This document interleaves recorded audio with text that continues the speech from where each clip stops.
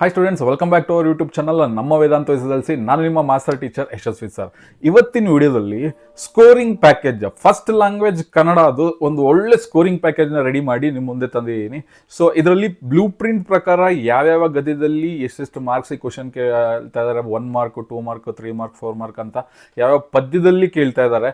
So ಅದೇ ಪ್ರಕಾರ ನಾನು ಇದರಲ್ಲಿ ಲಿಸ್ಟ್ ಮಾಡ್ಕೊಂಡಿದ್ದೀನಿ ವಿತ್ ಗ್ರಾಮರ್ಸ್, ಪ್ರತಿ ಒಂದು ಇದೆ, 8 ವಾಕ್ಯದಲ್ಲಿ ಉತ್ತರಿಸಿ ಕೂಡ ಇದೆ. ಸೊ ಎಲ್ಲದನ್ನು ನಾನು ನಿಮಗೆ ಎಕ್ಸ್ಪ್ಲೇನ್ ಮಾಡ್ತಾ ಹೋಗ್ತೀನಿ. ಈ PDF ಕೂಡ, ಈ ವಿಡಿಯೋ ಲಿಂಕ್ ಡಿಸ್ಕ್ರಿಪ್ಷನಲ್ಲಿ ಲಿಂಕ್ ಇರುತ್ತೆ, ಅದನ್ನು ಡೌನ್ಲೋಡ್ ಮಾಡಿಕೊಂಡು ಪ್ರಿಪೇರ್ ಆಗಿ. ಸೊ ಆಲ್ಮೋಸ್ಟ್ ಎಲ್ಲದನ್ನು ಕವರ್ ಮಾಡಿದ್ದೀನಿ, ತುಂಬ ಚೆನ್ನಾಗಿದೆ. ಸಿಂಪಲ್ ಆಗಿ ಎಕ್ಸ್ಪ್ಲೇನ್ ಮಾಡಿದ್ದೀನಿ, ಸಿಂಪಲ್ ಆಗಿ ಆನ್ಸರ್ ಕೊಟ್ಟಿದ್ದೀನಿ. ಸೊ ಏನು ಈಗಿನ ಟ್ರೆಂಡ್ ಮಿಡ್ ಟರ್ಮ್ ಮತ್ತು ಪ್ರಿಪರೇಟರಿಲಿ ಏನು ಕೇಳ್ತಾ ಇದ್ದಾರೆ, ಸೊ ಅದೆಲ್ಲದನ್ನು ರಿಸರ್ಚ್ ಮಾಡಿ ರೆಫರ್ ಮಾಡಿ ಇದೊಂದು ಸ್ಕೋರಿಂಗ್ ಪ್ಯಾಕೇಜ್ನ ಮಾಡಿದ್ದೀನಿ. Let start. ಸೊ ಫಸ್ಟ್ ಸ್ಟಾರ್ಟಿಂಗಲ್ಲಿ ಕಂಠಪಾಠದ ಪದ್ಯಗಳು ಯಾವ್ಯಾವುದು? ಸಂಕಲ್ಪ ಗೀತೆ ಒಂದು, ಕೌರವೇಂದ್ರನ ಕೊಂದೆ ನೀನು ಇದೊಂದು, ವೀರಲವ. ಈ ಮೂರಲ್ಲಿ ಯಾವ್ದಾದ್ರು ಒಂದು ಕೇಳ್ತಾನೆ ಅಥವಾ ಮೂರನ್ನು ಕೇಳೋ ಚಾನ್ಸಸ್ ಇರಬಹುದು. ಓಕೆನಾ? ಈ ಮೂರನ್ನು ಕ್ಲೀನಾಗಿ ಪ್ರಿಪೇರ್ ಆಗಿ. ನೆಕ್ಸ್ಟ್ ಲೇಖಕರ ಪರಿಚಯ. ಲೇಖಕರ ಪರಿಚಯದಲ್ಲಿ ಒಂದು ಸ್ಟಾರ್ಟಿಂಗ್ ಏನಿದೆ, ಮೂರ್ತಿರಾವ್ ಅವರ ಕಾಲ ಎಷ್ಟಿದೆ? 1900 ಮೂರ್ತಿರಾವ್ ಅವರ ಕಾಲ. ಇವರ ಸ್ಥಳ ಹಕ್ಕಿ ಹೆಬ್ಬಾಳು, ಹುಟ್ಟಿದ ಜನ್ಮ ಸ್ಥಳ ಹಕ್ಕಿ ಹೆಬ್ಬಾಳು ಅಂತ ಮೆನ್ಷನ್ ಮಾಡಿದ್ದೀವಿ. ಸೊ ಇವರು ದೇವರು, ಹಗಲುಗನಸು, ಅಲೆಯುವ ಮನ ಮುಂತಾದ ಕೃತಿಗಳನ್ನು ರಚಿಸಿದ್ದಾರೆ. ಇಷ್ಟೇ ಸಿಂಪಲ್ ಆಗಿ ಬರೆದ್ರೆ ಸಾಕು. ದೆನ್ ಇವರಿಗೆ ಕೇಂದ್ರ ಸಾಹಿತ್ಯ ಅಕಾಡೆಮಿ ಪ್ರಶಸ್ತಿ ಲಭಿಸಿದೆ. ಓಕೆ, ಇವರಿಗೆ ಕೇಂದ್ರ ಸಾಹಿತ್ಯ ಅಕಾಡೆಮಿ ಪ್ರಶಸ್ತಿ ಲಭಿಸಿದೆ. ಓಕೆ, ನೆಕ್ಸ್ಟ್ ಎರಡನೇದು DS ಜಯಪ್ಪ ಗೌಡ. ಇವರ ಕಾಲ ಎಷ್ಟು? 1947. ಓಕೆ, 1947. ಇವರ ಸ್ಥಳ ದಾರದಹಳ್ಳಿ.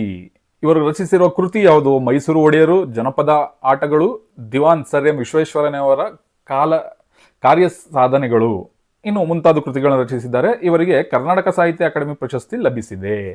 ಓಕೆ, ಸಿಂಪಲ್ ಆಗಿ ಎಕ್ಸ್ಪ್ಲೇನ್ ಮಾಡಿದೆ, ಸಿಂಪಲ್ ಆಗಿ ಬರ್ದಿದ್ದೀನಿ. ಇದನ್ನು ರಿವೈಸ್ ಮಾಡೋದಕ್ಕೆ, ನಿಮಗೆ ಎಕ್ಸಾಮಿಗೆ ಓದ್ಕೊಂಡು ಹೋಗೋದಕ್ಕೆ ತುಂಬ ಸಿಂಪಲ್ ಆಗಿದೆ. ಓಕೆನಾ? ನೆಕ್ಸ್ಟ್ ದೇವನೂರು ಮಹಾದೇವ ಅವರ ಕಾಲ 1948. ಇವರ ಹುಟ್ಟಿದ ಸ್ಥಳ ದೇವನೂರು. ಓಕೆ, ಇವರು ಎದೆಗೆ ಬಿದ್ದ ಅಕ್ಷರ, ಕುಸುಮಬಾಲೆ, ಒಡಲಾಳ ಮುಂತಾದ ಕೃತಿಗಳನ್ನು ರಚಿಸಿದ್ದಾರೆ.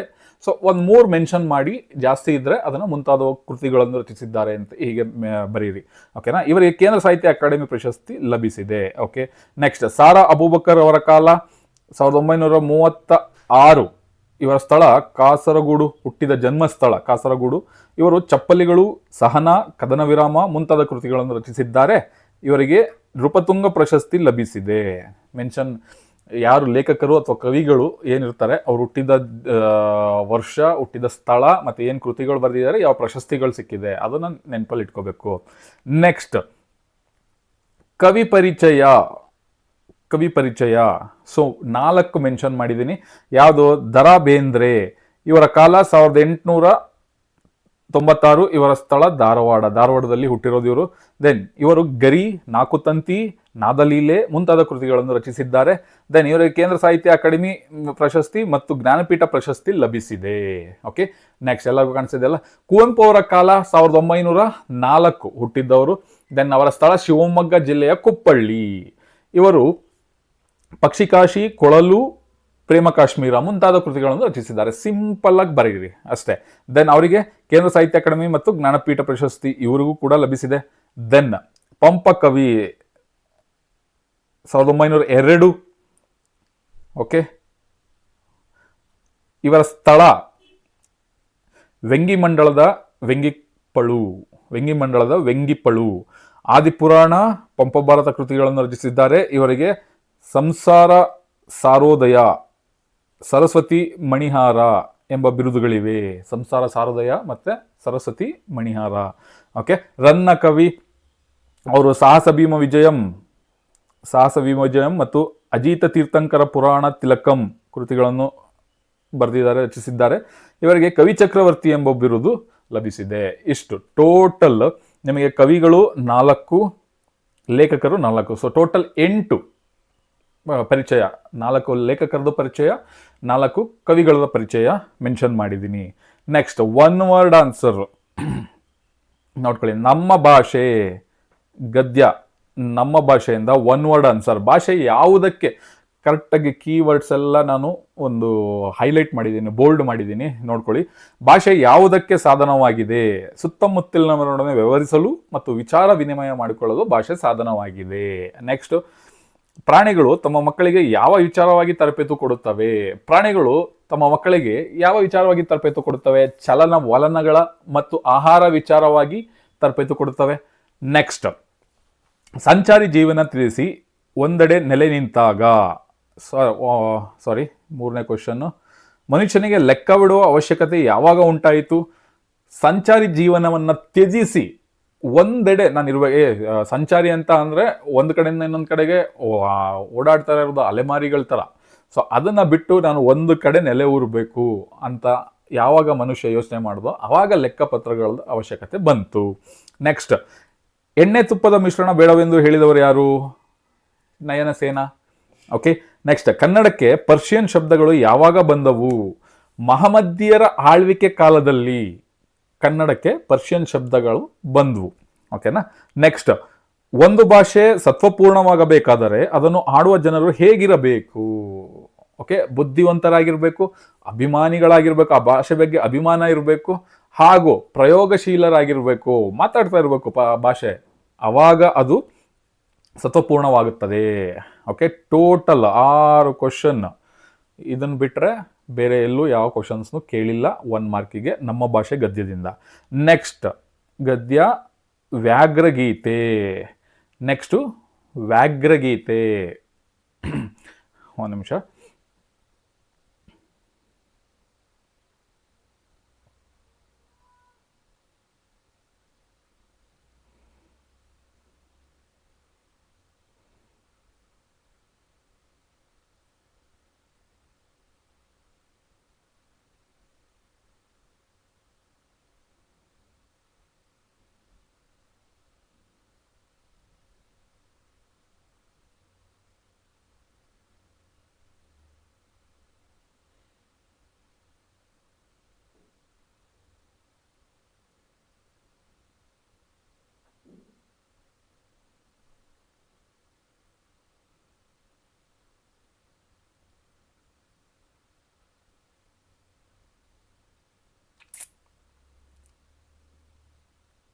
ವೇಟ್.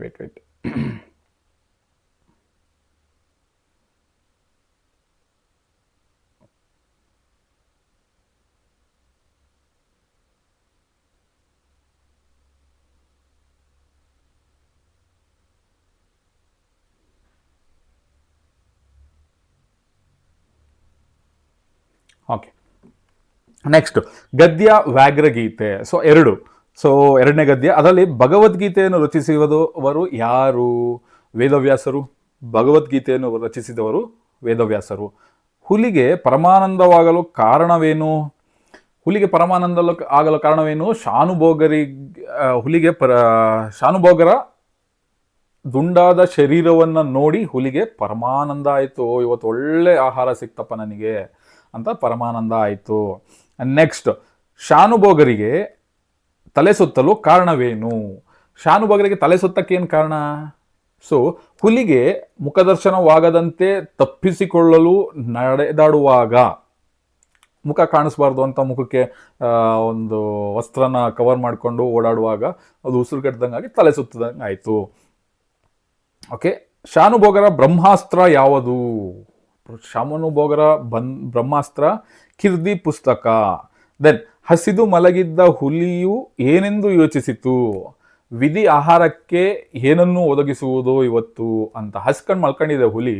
ಸೊ ಏನು ಕೊಡುತ್ತೋ ಇವತ್ತು ದೇವರು ಅಥವಾ ವಿಧಿ ನನಗೆ ಆಹಾರ, ನನಗೇನು ಆಹಾರ ಸಿಗ್ತಾ ಇಲ್ವಲ್ಲಪ್ಪ, ಇವತ್ತು ಸಿಗುತ್ತೋ ಇಲ್ವೋ ಆಹಾರ ಅನ್ನೋ ಥರ ಯೋಚನೆ ಮಾಡಿಕೊಂಡು ಮಲಗಿತ್ತು. ಶಾನುಭೋಗರು ಯಾವ ಕಣಿವೆಯನ್ನು ದಾಟಿ ತಮ್ಮ ಹಳ್ಳಿಯನ್ನು ತಲುಪಬೇಕಾಗಿತ್ತು? ಯಾವ ಒಂದು ಕಣಿವೆ ದಾಟಿಬಿಟ್ಟು ಹಳ್ಳಿ ತಲುಪಬೇಕಾಗಿತ್ತು? ಅದು ಮಂದಲಿಂಗನ ಕಣಿವೆ. ಓಕೆ, ಮಂದಲಿಂಗನ ಕಣಿವೆ. ಮದಲಿಂಗನ ಕಣಿವೆ. ಶಾನುಭೋಗರು ಇರಸಾಲಿಗಾಗಿ ಯಾವ ಊರಿಗೆ ಹೋಗಿದ್ದರು? ಚಿಕ್ಕನಾಯಕನಹಳ್ಳಿ. ಓಕೆ. ಸೊ ಆನ್ಸರ್ ಎಲ್ಲ ಬೋಲ್ಡ್ ಮಾಡಿದ್ದೀನಿ, ಕೀವರ್ಡ್ಸ್ ಏನು ಮೆನ್ಷನ್ ಮಾಡಿದ್ದೀನಿ ಅದೆಲ್ಲ ಬೋಲ್ಡ್ ಮಾಡ್ತಾ ಹೋಗಿದ್ದೀನಿ. ಓಕೆ. ಶಾನುಭೋಗರ ರಾಜಕೀಯ ಲಾಂಛನ ಯಾವುದು? ಯಾವುದು ರಾಜಕೀಯ ಲಾಂಛನ, ಕಿರ್ದಿ ಪುಸ್ತಕ. ದೆನ್ ಶಾನುಭೋಗರನ್ನು ಮೂರ್ಛೆಯಿಂದ ಎಚ್ಚರಿಸಿದವರು ಯಾರು? ಎತ್ತಿನ ಗಾಡಿಯ ರೈತರು. ಅಲ್ಲಿ ಆನ್ ದ ವೇ ಓಡಾಡ್ತಾ ಇರ್ತಾರಲ್ಲ ರೈತರು, ಎತ್ತಿನ ಗಾಡಿಯಲ್ಲಿ ಹೋಗ್ತಾ ಇದ್ರು, ಅವ್ರು ಬಂದು ಎಚ್ಚರಿಸಿದ್ರು. ಶಾನುಭೋಗರು ಚಿಕ್ಕನಾಯಕನಹಳ್ಳಿಗೆ ಏಕೆ ಹೋಗಿದ್ದರು? ಇರಸಾಲಿಗಾಗಿ ಹೋಗಿದ್ರು. ಓಕೆ, ಇರಸಾಲಿಗಾಗಿ ಹೋಗಿದ್ರು. ಸೊ ಟೋಟಲ್ ಓಕೆ 10 ಪ್ರಶ್ನೆ. ಸೊ ಗದ್ಯ ಲಂಡನ್ ನಗರ, ಇದರಿಂದ ಕೂಡ ನಿಮಗೆ ಒಂದು ವಾಕ್ಯದ ಪ್ರಶ್ನೆಗಳು ಕೇಳ್ತಾರೆ. ಸೊ ಟೋಟಲ್ 13 ಇದೆ. ಲಂಡನ್ನಿನ ಪೇಟೆಯಲ್ಲಿರುವ ಸ್ಟೇಷನರಿ ಅಂಗಡಿ ಹೆಸರೇನು? ವೋಲ್ವರ್ತ್. ಸ್ಟೇಷನರಿ ಅಂಗಡಿ ಹೆಸರು ಲಂಡನ್ ನಗರದಲ್ಲಿರೋದು ವೋಲ್ವರ್ತ್. ಓಕೆ, ನೆಕ್ಸ್ಟ್ ನೆಲ್ಸನ್ ರವರ ಮೂರ್ತಿ ಇರುವ ಸ್ಥಳದ ಹೆಸರೇನು? Trafalgar store. Okay, Trafalgar store. Next Westminster Abbey ಯಾರ ಸ್ಮಾರಕವಾಗಿದೆ? ಸತ್ತು ಹೋಗಿರುವ ಸಂತರು, ಸಾರ್ವಭೌಮರು, ಕವಿಪುಂಗರ ಸ್ಮಾರಕವಾಗಿದೆ. ಓಕೆ, ಆಂಗ್ಲ ಸಾಮ್ರಾಜ್ಯದ ವೈಭವ ಕಂಡು ಬರುವ ಓಣಿ ಯಾವುದು? Charing Cross. ನೆನಪಲ್ಲಿರಲಿ, ಚೇರಿಂಗ್ ಕ್ರಾಸ್. ನೆಕ್ಸ್ಟ್ ಲಂಡನ್ನಲ್ಲಿ ವಾಹನಗಳು ಹೆಚ್ಚು ಹೊತ್ತು ರಸ್ತೆಯಲ್ಲಿ ನಿಲ್ಲುವುದನ್ನು ತಡೆಯಲು ಯಾವ ವ್ಯವಸ್ಥೆ ಮಾಡಲಾಗಿದೆ? ಭೂಗರ್ಭದಲ್ಲಿ ಗಾಡಿ ಓಡಿಸುವ ವ್ಯವಸ್ಥೆ. ಓಕೆ, ಲಂಡನ್ ನಗರದಲ್ಲಿ ಪ್ರಸಿದ್ಧಿ ಪಡೆದ ಸಿಂಪಿಗಳು ಯಾರು? 50 ಶಿಲಿಂಗಿನ ಸಿಂಪಿಗಳು. 50 ಶಿಲಿಂಗಿನ ಸಿಂಪಿಗಳು ಒಂದು ಪ್ರಸಿದ್ಧಿ ಹೊಂದಿರೋರು ಸಿಂಪಿಗಳು ಲಂಡನ್ ನಗರದಲ್ಲಿ. ದೆನ್ ವೆಸ್ಟ್ ಮಿನಿಸ್ಟರ್ ಅಬೆ ಪ್ರಾರ್ಥನಾ ಮಂದಿರದಲ್ಲಿರುವ ಪಾದ್ರಿಗಳ ಕೆಲಸವೇನು? ಜನರ ಆತ್ಮಗಳ ಆರೋಗ್ಯ ಕಾಪಾಡುವುದು. ಓಕೆ, ಆರೋಗ್ಯನ ಕಾಪಾಡೋದು. ನೆಕ್ಸ್ಟ್ ಸಾಮ್ರಾಟರ ರಾಜ್ಯಾಭಿಷೇಕವಾಗುವಾಗ ಸಿಂಹಾಸನದ ಮೇಲೆ ಹಾಕುವ ಕಲ್ಲು ಪಾಟಿಯ ಹೆಸರೇನು? Stone of Scone. Okay, next 3ನೇ ಎಡ್ವರ್ಡನು ತಂದ ಶಿಲೆಯ ಹೆಸರೇನು? Stone of Scone. Stone of Scone. Okay, 3ನೇ ಎಡ್ವರ್ಡನು ಯಾವ ಅರಸರಿಂದ ಸ್ಟೋನ್ ಆಫ್ ಸ್ಕೋನ್ ಶಿಲೆಯನ್ನು ಕಿತ್ತುಕೊಂಡು ತಂದಿದ್ದನು? ಸ್ಕಾಟ್ಲ್ಯಾಂಡ್ ಅರಸರಿಂದ. ಓಕೆ, ನೆಕ್ಸ್ಟ್ ಪ್ರವಾಸ ಕುರಿತು ಬೆಕೆನ್ ಹೇಳಿದ ಮಾತು ಯಾವುದು? ಪ್ರವಾಸ ಶಿಕ್ಷಣದ ಒಂದು ಅವಿಭಾಜ್ಯ ಭಾಗ. ಪ್ರವಾಸ ಶಿಕ್ಷಣದ ಒಂದು ಅವಿಭಾಜ್ಯ ಭಾಗ. ಸ್ಪೆಲ್ಲಿಂಗ್ ಮಿಸ್ಟೇಕ್ ಆಗಿದೆ ಅಲ್ಲಿ ಟೈಪ್ ಮಾಡ್ಬೇಕಾದ್ರೆ. ಸೊ ಕನ್ನಡ ಟೈಪ್ ಮಾಡೋದು, ಕನ್ನಡ ಬರೆಯೋದು ಈಸಿ, ಬಟ್ ಸಿಸ್ಟಮಲ್ಲಿ ಕನ್ನಡ ಟೈಪ್ ಮಾಡೋದಿದೆಯಲ್ಲ ಅದು ತುಂಬ ಕಷ್ಟ. ಯಾಕಂದರೆ ಟ್ರೈ ಮಾಡಿ ನೋಡಿ. ಇಂಗ್ಲೀಷ್ ಟೈಪ್ ಮಾಡೋದು ಈಸಿ, ಕನ್ನಡ ಟೈಪ್ ಮಾಡೋದು ಕಷ್ಟ. ಮನೆ ಹಿಡಿದು ಇರುವ ತರುಣನ ಬುದ್ಧಿ ಮನೆಯ ಮಟ್ಟದ್ದೇ ಎಂದ ಆಂಗ್ಲ ಕವಿ ಯಾರು? ಶೇಕ್ಸ್ಪಿಯರ್. ಓಕೆ, ಲಂಡನ್ ಜನರು ಸಮಯವನ್ನು ಏನೆಂದು ಭಾವಿಸಿದ್ದರು? ಹೊತ್ತನ್ನು. ಸಮಯ ಅಂದರೆ ಹೊತ್ತನ್ನು ಅಂತ. ಹೊತ್ತೆ ಹಣ. ಓಕೆ, ಕ್ಲೀನಾಗಿ ಮೆನ್ಷನ್ ಮಾಡಿದ್ದೀನಿ, ನೋಡ್ಕೊಳ್ಳಿ. ಇದನ್ನು ಬಿಟ್ಟರೆ ಯಾವುದು ಕೇಳೋ ಚಾನ್ಸಸ್ ಇಲ್ಲ. ಸೊ ಎಲ್ಲ ರೆಫರ್ ಮಾಡಿ ನಾನು ಆನ್ಸರ್ನ ರೆಡಿ ಮಾಡಿದ್ದೀನಿ. ಗದ್ಯ ಅಗ್ನಿಭೂತಿ ವಾಯುಭೂತಿ ಕತೆ. ಸೊ ಇದರಲ್ಲೂ ಕೂಡ ನಿಮಗೆ 8 1 2 3 4 5 6 7 8 ಪ್ರಶ್ನೆಗಳಿದಾವೆ. ಏನೇನು? ಸೊ ಕೌಸಂಬಿಯ ಅರಸ ಯಾರು? ಅತಿಬಳ. ಓಕೆ, ಸೋಮಶರ್ಮ ಕಶ್ಯಪಿಯರ ಮಕ್ಕಳ ಹೆಸರೇನು? ಅಗ್ನಿಭೂತಿ ವಾಯುಭೂತಿ. ನೆಕ್ಸ್ಟ್ ಕಶ್ಯಪಿ ವಿದ್ಯಾಭ್ಯಾಸಕ್ಕಾಗಿ ತನ್ನ ಮಕ್ಕಳನ್ನು ಯಾರ ಬಳಿಗೆ ಕಳುಹಿಸಿದಳು? ಅಣ್ಣ ಸೂರ್ಯಮಿತ್ರನ ಬಳಿಗೆ. ಓಕೆ, ಕಶ್ಯಪಿಯ ಅಣ್ಣ ಸೂರ್ಯಮಿತ್ರ. ಸೂರ್ಯಮಿತ್ರನು ತನಗೆ ಕಶ್ಯಪಿ ಎಂಬ ತಂಗಿ ಇಲ್ಲ ಎಂದು ಹೇಳೋದ ಕಾರಣವೇನು? ಸೋದರ ಮಾವನೆಂಬ ಸಲುಗೆಯಿಂದ ಅವರು ವಿದ್ಯಾಭ್ಯಾಸನ ಕರೆಕ್ಟಾಗಿ ಕಲಿಯಲ್ಲ ಅನ್ನೋ ಕಾರಣಕ್ಕೆ ಹೇಳಲಿಲ್ಲ. ಪಂಡಿತರಾದ ಅಗ್ನಿಭೂತಿ ವಾಯುಭೂತಿಯರಿಗೆ ದೊರೆತ ಪದವಿ ಯಾವುದು? ಮಂತ್ರಿ ಪದವಿ. ನೆಕ್ಸ್ಟ್ ರಾಜಗೃಹ ಪಟ್ಟಣದ ಅರಸ ಯಾರು? ಸುಬಲ. ಕಶ್ಯಪಿಯ ಅಣ್ಣ ಯಾರು? ಸೂರ್ಯಮಿತ್ರ. ಅವಾಗಲೇ ಹೇಳಿದೆ. ಅಗ್ನಿಭೂತಿ ವಾಯುಭೂತಿಯರ ಸೋದರ ಮಾವ ಮತ್ತು ಗುರು ಯಾರು? ಸೂರ್ಯಮಿತ್ರ. ಗುರುನು ಸೂರ್ಯಮಿತ್ರ, ಸೋದರ ಮಾವನು ಸೂರ್ಯಮಿತ್ರ. ಯಾಕಂದ್ರೆ ಅವರ ಅಮ್ಮನ ಅಣ್ಣ ಸೂರ್ಯಮಿತ್ರ. ಓಕೆ, ನೆಕ್ಸ್ಟ್ ಹಲಗಲಿ ಪದ್ಯ. ಹಲಗಲಿ ಬೇಡರು, ಇದರಿಂದ 1 ಮಾರ್ಕ್ ಆನ್ಸರ್. ಕುಂಪಣಿ ಸರ್ಕಾರ ಹೊರಡಿಸಿದ ಆದೇಶ ಯಾವುದು? ನಿಶಸ್ತ್ರೀಕರಣ. ಓಕೆ, ಶಸ್ತ್ರಗಳನ್ನು ತ್ಯಜಿಸಬೇಕು ಅನ್ನೋ ಆದೇಶನ ಹೊರಡಿಸಿದ್ರು. ಹಲಗಲಿಯ 4 ಪ್ರಮುಖರು ಯಾರು? ಹನುಮ, ಬಾಲ, ಜಡಗ, ರಾಮ. ಇವರು 4 ಜನ ಹಲಗಲಿಯ ಪ್ರಮುಖರು. ದೆನ್ ಹಲಗಲಿ ಗುರುತು ಉಳಿದಂತಾದದ್ದು ಏಕೆ? ಲೂಟಿ ಮಾಡಿ ಬೆಂಕಿ ಹಚ್ಚಿದ್ರು, ಬ್ರಿಟಿಷ್ ಸೈನ್ಯ ಬಂದು ದಂಗೆ ಎದ್ದು, ಯಾಕೆಂದ್ರೆ ಶಸ್ತ್ರಗಳನ್ನು ತ್ಯಜಿಸಕ್ಕೆ ಹೇಳಿದ್ರು, ಅವ್ರು ತ್ಯಜಿಸ್ಲಿಲ್ಲ. ಸೊ ಹಾಗಾಗಿ ಅವರ ಬ್ರಿಟಿಷರ ದಂಡು ಬಂದು ದಾಳಿ ಮಾಡಿ ಹಲಗಲಿಯ ಮೇಲೆ ಬೆಂಕಿ ಹಚ್ಚಿ ನಾಶ ಮಾಡಿದ್ರು. ಹಾಗಾಗಿ ಅದು ಒಂದು ಗುರುತು ಉಳಿದಂತ ಆಗಿದೆ. ದೆನ್ ಹಲಗಲಿ ಲಾವಣಿಗೆ ಯಾವ ಘಟನೆ ಕಾರಣವಾಗಿದೆ? ಹಲಗಲಿ ಬಂಟರ ಹತಾರ ಕದನ. ಓಕೆ, ಹಲಗಲಿ ಗ್ರಾಮ ಎಲ್ಲಿದೆ? ಮುಧೋಳ ಸಂಸ್ಥಾನದಲ್ಲಿದ್ದು ಇಂದಿನ ಬಾಗಲಕೋಟೆ ಜಿಲ್ಲೆಗೆ ಸೇರಿದೆ. ಓಕೆ, ನೆಕ್ಸ್ಟ್, ಹಲಗಲಿ ಬೇಡರು ಪದ್ಯದಲ್ಲಿ ಲಾವಣಿಕಾರ ಅಂಕಿತಗೊಳಿಸಿರುವ ದೈವ ಯಾವುದು? ಕುರ್ತಕೋಟಿ ಕಲ್ಮೇಶ ದೈವ. ಓಕೆ, ಹಲಗಲಿ ಬೇಡರು ಯಾರ ಕಪಾಳಕ್ಕೆ ಹೊಡೆದರು? ಕಾರಕೋನನ ಕಪಾಳಕ್ಕೆ ಹೊಡೆದ್ರು. ನೆಕ್ಸ್ಟ್, ಹಲಗಲಿ ಗ್ರಾಮ ಹೆಬ್ಬಾಗಿಲಿನ ಬಳಿ ನಿಂತು ಬುದ್ಧಿ ಮಾತನ್ನು ಹೇಳಿದವರು ಯಾರು? ಹೆಬಲಕ್ ಸಾಹೇಬ ಬುದ್ಧಿ ಮಾತನ್ನ ಹೇಳಿದ್ರು ಹಲಗಲಿ ಗ್ರಾಮದ ಹೆಬ್ಬಾಗಿಲಿನ ಹತ್ರ ನಿಂತ್ಕೊಂಡು.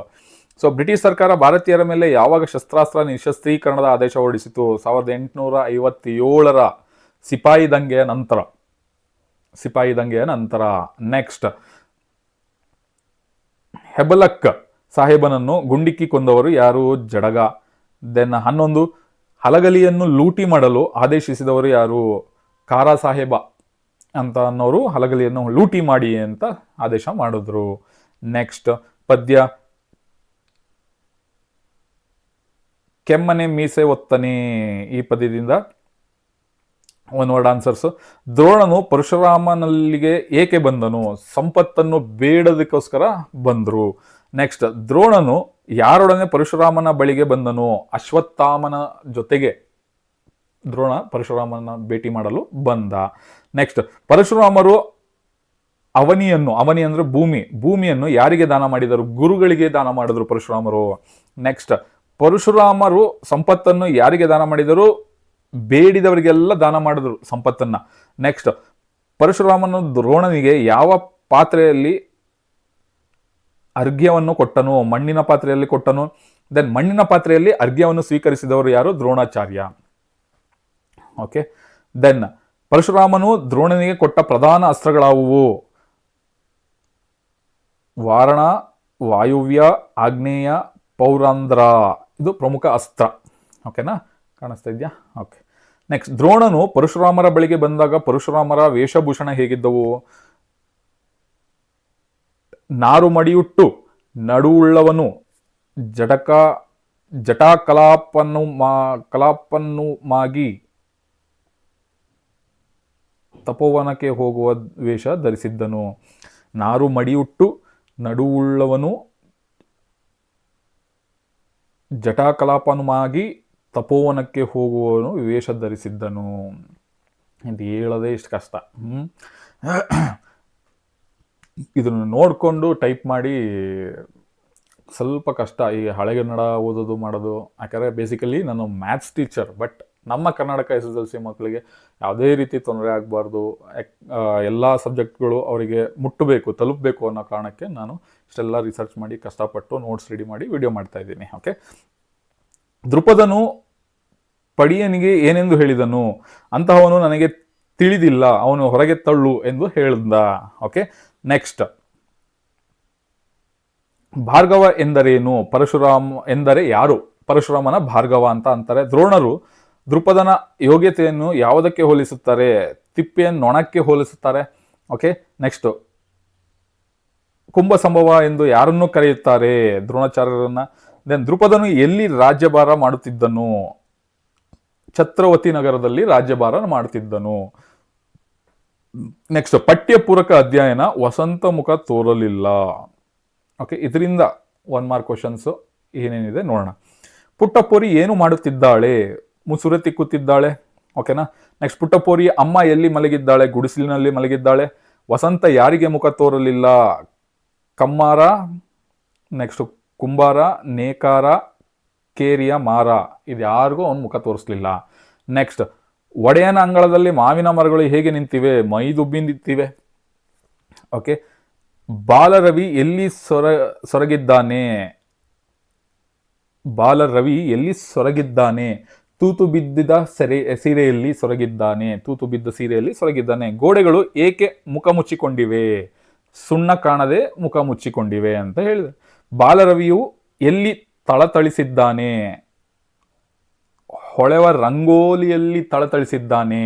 ಓಕೆ, ನೆಕ್ಸ್ಟ್, ಇಳೆಗೆ ಯಾವ ಸಂಭ್ರಮವಿದೆ? ಕಡಲುಕ್ಕಿ ಹರಿಯುವ ಸಂಭ್ರಮವಿದೆ. ಕೋಗಿಲೆಗಳು ಹೇಗೆ ಹಾಡುತ್ತಿವೆ? ಮನದುಂಬಿ ಹಾಡುತ್ತಿವೆ. ಮುಗುಳು ನಗೆ ಎಲ್ಲಿ ಬೀರಿತ್ತು? ಮಲ್ಲಿಗೆ ಹೂವಿನಲ್ಲಿ. ಪುಟ್ಟಪೋರಿ ವಸಂತ ಏಕೆ ಮರುಗಿದನು ಎಂದು ತಿಳಿಸುತ್ತಾಳೆ. ತಾನು ಹುಟ್ಟಿರುವ ಹರಿದ ಚಿಂದಿ ಬಟ್ಟೆಯ ಕಂಡು ವಸಂತ ಮರುಗಿದ ಅಂತ ಪುಟ್ಟಪೋರಿ ತಿಳಿಸ್ತಾಳೆ. ದೆನ್ ಪುಟ್ಟಪೋರಿ ಅಮ್ಮ ಗುಡಿಸಲಿನಲ್ಲಿ ಹೇಗೆ ಮಲಗಿದ್ದಾಳೆ? ಗೋರುತ್ತ ಮಲಗಿದ್ದಾಳೆ.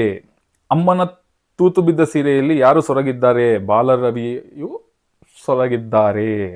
ಓಕೆ, ಇದಿಷ್ಟು 1 ಮಾರ್ಕ್ ಆನ್ಸರ್ಸ್. ಇದನ್ನು ಬಿಟ್ಟರೆ ಯಾವ ಪದ್ಯ ಅಥವಾ ಯಾವ ಗದ್ಯದಲ್ಲಿ ನಿಮಗೆ 1 ಮಾರ್ಕ್ ಆನ್ಸರ್ಸು ಕೇಳೋದಿಲ್ಲ. ಓಕೆನಾ? ಸೊ ಸಿಂಪಲ್ ಆಗಿ ಎಕ್ಸ್ಪ್ಲೈನ್ ಮಾಡಿದ್ದೀನಿ. ಇದಾದ ಮೇಲೆ ನಿಮಗೆ ಕೆಳಗಿನ ಪದ್ಯ ಭಾಗ ಪ್ರಸ್ತಾರ ಹಾಕಿ ಗಣ ವಿಭಜಿಸಿ ಛಂದಸ್ಸಿನ ಹೆಸರು ಬರೆಯಿರಿ. ಸೊ ಇದು ಛಂದಸ್ಸು, ನಿಮಗೆ ವ್ಯಾಕರಣ ರಿಲೇಟೆಡ್ ಛಂದಸ್ಸು. ಓಕೆ, ಇದನ್ನು ಕೂಡ ಸಿಂಪಲ್ ಆಗಿ ನೋಟ್ಸ್ ಕೊಟ್ಟಿದ್ದೀನಿ. ಈಗ ಕೆಳಗಿನ ವಾಕ್ಯದಲ್ಲಿ ಅಲಂಕಾರವನ್ನು ಹೆಸರಿಸಿ ಲಕ್ಷಣ ಬರೆದು ಸಮನ್ವಯಗೊಳಿಸಿ. ಅಲಂಕಾರದ ಬಗ್ಗೆ ಯಾವ್ಯಾವ ಅಲಂಕಾರ? ಸೊ ಟೋಟಲ್ ಆಗಿ ಉಪಮಾಲಂಕಾರದ ಬಗ್ಗೆ 9 ಉದಾಹರಣೆಯನ್ನು ಕೊಟ್ಟಿದ್ದೀನಿ, ನೋಡ್ತಾ ಹೋಗೋಣ. ನೀಚರಿಗೆ ಮಾಡಿದ ಉಪಕಾರವು ಹಾವಿಗೆ ಹಾಲೆರೆದಂತೆ. ಇದು ಯಾವ ಅಲಂಕಾರ ಅನ್ನೋದನ್ನು ಚೆಕ್ ಮಾಡಬೇಕು. ಇದರ ಲಕ್ಷಣ ಏನು? ಉಪಮಾನಗಳನ್ನು ಹೋಲಿಸಿ ವರ್ಣಿಸುವ ಅಲಂಕಾರವೇ ಉಪಮಾಲಂಕಾರ ಅಂತ ಕೊಟ್ಟಿದ್ದೀವಿ. ಸೊ ಉಪಮೇಯ ಯಾವುದಿದ್ರಲ್ಲಿ? ನೀಚರಿಗೆ ಮಾಡುವ ಉಪಕಾರ, ಅದನ್ನು ಉಪಮೇಯ ಅಂತ ಅಂತೀವಿ. ಉಪಮಾನ ಹಾವಿಗೆ ಎರೆದ ಹಾಲು. ಓಕೆ, ಉಪಮೇಯ ಮತ್ತು ಉಪಮಾನಗಳನ್ನು ಹೋಲಿಸಿ ವರ್ಣಿಸುವ ಅಲಂಕಾರವೇ ಒಂದು ಉಪಮಾಲಂಕಾರ ಅಂತ ಅಂತೀವಿ. ಸೊ ಓಕೆನಾ? ನೆಕ್ಸ್ಟ್, ಉಪಮಾವಾಚಕ ಅಂದರೆ ಅಂತೆ. ದೆನ್ ಸಮಾನ ಧರ್ಮ ಸ್ಪಷ್ಟವಾಗಿಲ್ಲ, ಪ್ರಯೋಜನವಿಲ್ಲ ಅನ್ನೋದು ಸಮಾನ ಧರ್ಮ. ಸಮನ್ವಯ, ಉಪಮೇಯವಾದ ನೀಚರಿಗೆ ಮಾಡುವ ಉಪಕಾರವನ್ನು ಉಪಮಾನವಾದ ಹಾವಿಗೆ ಎರೆದ ಹಾಲಿಗೆ ಪರಸ್ಪರ ಹೋಲಿಸಲಾಗಿದೆ. ಓಕೆ, ಅಲಂಕಾರ ಯಾವುದು? ಉಪಮಾಲಂಕಾರ. ಇದು ಒಂದು ಉದಾಹರಣೆ. ಇನ್ನೊಂದು, ಗೀಜಗನ ಗೂಡುಗಳು ತೊಟ್ಟಿಲುಗಳಂತೆ ತೂಗಾಡುತ್ತಿದ್ದವು. ಗೀಜಗನ ಗೂಡುಗಳು ತೊಟ್ಟಿಲಿನಂತೆ ತೂಗಾಡುತ್ತಿದ್ದವು. ಸೊ ಅದೇನು ಲಕ್ಷಣ? ಸೇಮ್ ಉಪಮಾಲಂಕಾರದ ಲಕ್ಷಣ. ಉಪಮೇಯ ಯಾವುದು? ಗೀಜಗನ ಗೂಡುಗಳು, ಉಪಮಾನ ತೊಟ್ಟಿಲು. ಉಪಮಾವಾಚಕ ಅಂದರೆ ಅಂತೆ ಅಂತ ಬರುತ್ತೆ. ನೆಕ್ಸ್ಟ್, ಬಾನಿನಲ್ಲಿ ಗಾಳಿಪಟಗಳು ಹಕ್ಕಿಗಳಂತೆ ಹಾರಾಡುತ್ತಿದ್ದವು. ಇದು ಕೂಡ ಉಪಮಾಲಂಕಾರ. ಉಪಮೇಯ ಯಾವುದು? ಬಾನಿನಲ್ಲಿ ಗಾಳಿಪಟಗಳು, ಉಪಮಾನ ಹಕ್ಕಿಗಳು, ದೆನ್ ಉಪಮಾಚಕ ಅಂತೆ. ಓಕೆ, ಭೀಮ ದುರ್ಯೋಧನರು ಮದಗಜಗಳಂತೆ ಹೋರಾಡಿದರು. ಇದು ಕೂಡ ಉಪಮಾಲಂಕಾರ. ಸೊ ಇದರಲ್ಲಿ ಉಪಮೇಯ ಯಾವುದು? ಭೀಮ ದುರ್ಯೋಧನರು, ಉಪಮಾನ ಮದಗಜಗಳು, ಉಪಮಾವಾಚಕ ಅಂತೆ. ಓಕೆನಾ? ನೆಕ್ಸ್ಟ್, ಮರವೇರಿದ ಮರ್ಕಟನಂತೆ. ಇದು ನೋಡಿ, ಮರವೇರಿದ ಮರ್ಕಟನಂತೆ. ಇದು ಕೂಡ ಉಪಮಾಲಂಕಾರ. ಸೊ ಉಪಮೇಯ ಯಾವುದು? ಮನಸ್ಸು. ಉಪಮಾನ ಮರವೇರಿದ ಮರ್ಕಟ, ಉಪಮಾಚಕ ಅಂತೆ. ಓಕೆನಾ? ಒಳಗಿನ ಮಂದಿ ಗುಂಡು ಹೊಡೆದರೋ ಮುಂಗಾರಿ ಸಿಡಿಲು ಸಿಡಿದಂಗ. ಓಕೆ, ಸೇಮ್ ಇದು ಉಪಮಾಲಂಕಾರ. ಉಪಮೇಯ ಯಾವುದು? ಒಳಗಿನ ಮಂದಿ ಗುಂಡು ಹೊಡೆಯುವುದು, ಉಪಮಾನ ಮುಂಗಾರು ಸಿಡಿಲು ಸಿಡಿಯುವುದು. ಸೊ ಉಪಮಾವಾಚಕ ಇಲ್ಲಿ ಹಾಂಗ ಅನ್ನೋದು ಉಪಮಾವಾಚಕ. ಇದು ನೆನಪಲ್ಲಿರಲಿ. ಉಪಮಾವಾಚಕ ಅಂದರೆ ಹಾಂಗ ಅನ್ನೋದು ಉಪಮಾವಾಚಕ. ಓಕೆ, ಸಿಡಿಲು ಸಿಡಿದಂಗ ಗುಂಡು ಸುರಿದಾವ. ಸೊ ಇದು ಕೂಡ ಉಪಮಾಲಂಕಾರ. ನೆಕ್ಸ್ಟ್, ಉಪಮೇಯ ಯಾವುದು? ಗುಂಡು ಸುರಿಯುವುದು, ಉಪಮಾನ ಸಿಡಿಯುವುದು, ಉಪಮಾವಾಚಕ ಹಾಂಗ ಅನ್ನೋದು ಉಪಮಾವಾಚಕ. ಸೊ ನೊಳವಿಂಗೆ ಕುಪ್ಪೆ ವರಮೆಂಬ ಒಲಾಂಬರ ಮೊಂಟೆ ನಿನ್ನದೊಂದೊಳವು. ಇದು ಕನ್ನಡ, ಹಳೆಗನ್ನಡದ್ದು. Okay, no problem. ಸೊ ಇದನ್ನು ಕೂಡ ನೀವು ಉಪಮೇಯ ಯಾವುದು? ದೃಪದನ ಅಳುವು. ಓಕೆ, ಉಪಮಾನ ಕಸದ ತಿಪ್ಪೆಯಲ್ಲಿರುವ ನೊಣ. ಉಪಮಾವಾಚಕ ವೋಳ್. ಓಕೆ, ಇದು ನೆನಪಲ್ಲಿ ಇಟ್ಕೊಳ್ಳಿ. ಇದು ಉಪಮಾಲಂಕಾರದ ಒಂದು ಉದಾಹರಣೆ. ಇದು ಕೂಡ ಉಪಮಾಲಂಕಾರ. ಸೊ ಈಗ ಮಾರಿಗೌತಣವಾಯಿತು ನಾಳಿನ ಭಾರತವು. ಮಾರಿಗೌತಣವಾಯಿತು ನಾಳಿನ ಭಾರತವು. ಓಕೆ, ಇದರಲ್ಲಿ ಉಪಮೇಯ ಯಾವುದು? ನಾಳಿನ ಭಾರತದ ಯುದ್ಧ ಉಪಮೇಯ. ಉಪಮಾನ ಮಾರಿಗೌತಣ. ಅಲಂಕಾರ ಯಾವುದು? ರೂಪಾಲಂಕಾರ. ರೂಪಾಲಂಕಾರ ಅಂದ್ರೆ ಏನು? ಉಪಮೇಯ ಮತ್ತು ಉಪಮಾನವನ್ನು ಅಭೇದ ಮಾಡಿ ಹೇಳುವ ಅಲಂಕಾರವೇ ರೂಪಾಲಂಕಾರ ಅಂತ ಅಂತೀವಿ. ಸೊ ಇದು ಕೂಡ ನಿಮಗೆ ರೂಪಾಲಂಕಾರದ ಒಂದು ಉದಾಹರಣೆ. ಓಕೆ, ಪ್ರೀತಿಯ ಹಣತೆಯ ಹಚ್ಚೋಣ. ಇದು ಕೂಡ ರೂಪಾಲಂಕಾರದ ಉದಾಹರಣೆ. ಓಕೆ, ಇದು ಕೂಡ ರೂಪಾಲಂಕಾರ. ಶಾನುಭೋಗರ ವದನಾರ ವಿಂದದಲ್ಲಿ ಮುಗುಳು ನಗೆ ಮೂಡಿತು. ಓಕೆ, ಮಾತು ಬಲ್ಲವನಿಗೆ ಜಗಳವಿಲ್ಲ, ಊಟ ಬಲ್ಲವನಿಗೆ ರೋಗವಿಲ್ಲ. ಇದು ದೃಷ್ಟಾಂತಾಲಂಕಾರ. ಉಪಮೇಯ ಮತ್ತು ಉಪಮಾನಗಳು ಅರ್ಥ ಸಾದೃಶ್ಯದಿಂದ ಬಿಂಬ ಪ್ರತಿಬಿಂಬ ಭಾವ ತೋರಿದರೆ ಅದು ದೃಷ್ಟಾಂತಾಲಂಕಾರ ಅಂತ ಮೆನ್ಷನ್ ಮಾಡಿದ್ದೀನಿ ಇಲ್ಲಿ. ಓಕೆ, ಇದು ದೃಷ್ಟಾಂತಾಲಂಕಾರ. ಓಕೆ, ಇದು ದೃಷ್ಟಾಂತಾಲಂಕಾರ. ಇದು ಉತ್ಪ್ರೇಕ್ಷಾಲಂಕಾರ. ಓಕೆ, ಇದು ಉತ್ಪ್ರೇಕ್ಷಾಲಂಕಾರ. ಅರ್ಥಾಂತರ ನ್ಯಾಸಾಲಂಕಾರ. ಇದ್ರ ಬಗ್ಗೆ ನೀವು ಲಕ್ಷಣ ಇದನ್ನು ನೋಟ್ ಮಾಡ್ಕೊಳ್ಳಿ. ಓಕೆ, ಇಷ್ಟು. ಸೊ ಟೋಟಲ್ ಅದು 16 ಅಲಂಕಾರಗಳ ಬಗ್ಗೆ 16 ಉದಾಹರಣೆಗಳನ್ನ ಕೊಟ್ಟಿದ್ದೀನಿ ಅಲಂಕಾರದ ಬಗ್ಗೆ. ಓಕೆನಾ? ನೆಕ್ಸ್ಟ್, ಗಾದೆಯನ್ನು ವಿಸ್ತರಿಸಿ ಬರೆಯಿರಿ ಅಂತ ಕೇಳ್ತಾರೆ. ಅದು ಹೇಗೆ ಬರೀಬೇಕು? ಗಾದೆಯ ಮಹತ್ವ. ಗಾದೆಗಳು ವೇದಗಳಿಗೆ ಸಮ. ವೇದ ಸುಳ್ಳಾದರೂ ಗಾದೆ ಸುಳ್ಳಾಗುವುದಿಲ್ಲ.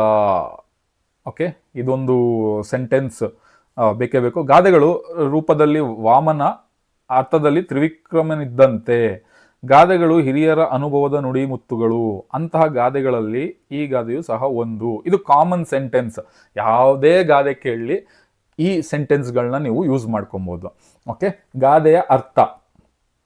ಇದು ಒಂದು ಪ್ಯಾಟ್ರನ್. ನಿಮಗೆ ಗಾದೆ ಬರೆಯೋದಕ್ಕೆ ಒಂದು ಪ್ಯಾಟ್ರನ್. ಓಕೆನಾ? ಒಂದು ಅಷ್ಟು ಎಕ್ಸಾಂಪಲ್. ಸತ್ಯಕ್ಕೆ ಸಾವಿಲ್ಲ, ಸುಳ್ಳಿಗೆ ಸುಖವಿಲ್ಲ.